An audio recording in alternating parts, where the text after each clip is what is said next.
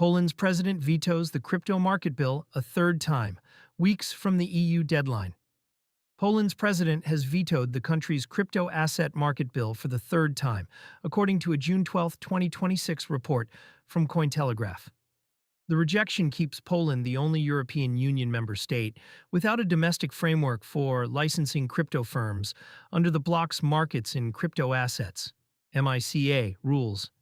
And it arrives with the July 1st deadline to designate a national supervisor now weeks away rather than months. A standoff that has run since December 2025, this is the third time the same legislation has bounced back from the presidential palace. President Karol Nawrocki vetoed the first version in December 2025 and a near-identical second draft in February 2026, arguing each time that the powers it hands the Polish Financial Supervision Authority, the KNF, are excessive. The government has now passed a third iteration, and the president has stopped it again. The math has not changed. The ruling coalition does not hold the 3/5 parliamentary majority needed to override a veto, and an earlier override attempt failed. Without either side blinking, the bill cannot become law, and the president will not sign it.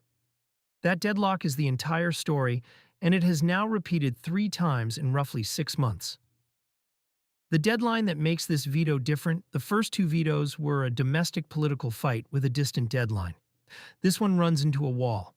MiCA took full effect across the EU in late 2024, and every member state was expected to name a competent authority to supervise crypto asset service providers.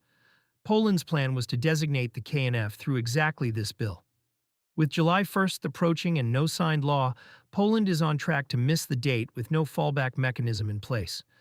The practical effect is a one-sided market. MiCA was built around passporting. A firm licensed in any single member state can serve customers across all 27. So a company licensed in Malta, Luxembourg, or Estonia can already operate in Poland legally. A Polish-founded firm, by contrast, has nowhere at home to register, because the authority that would license it has never been switched on. Polish firms have already voted with their feet. The migration started after the earlier vetoes and has not reversed. Several Polish exchanges moved their regulatory base abroad rather than wait for Warsaw to resolve the impasse, securing MiCA licenses in other member states and serving Polish users through passporting from there. Foreign platforms face no such friction. That gap, where outside firms operate freely while domestic ones cannot register, is the outcome Polish finance officials warned about when the first veto landed. The dispute itself is about supervisory reach. The president has objected to the breadth of the KNF's proposed powers, including reporting obligations, the ability to halt trading, and penalty provisions, framing them as disproportionate.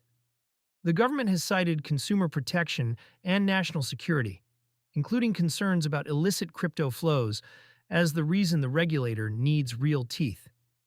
A third pass at the text did not close the gap between those two positions. Limited fallout for card users, real cost for Polish builders. For someone in Poland holding a crypto card, day-to-day access is mostly intact. Cards from MiCA licensed issuers elsewhere in the EU continue to work under passporting. So, the crypto card options available in Poland are not cut off by the standoff. Products from large licensed providers such as Crypto.com and Nexo reach Polish users through their EU licenses, not through a Polish one. The cost falls on Polish entrepreneurs.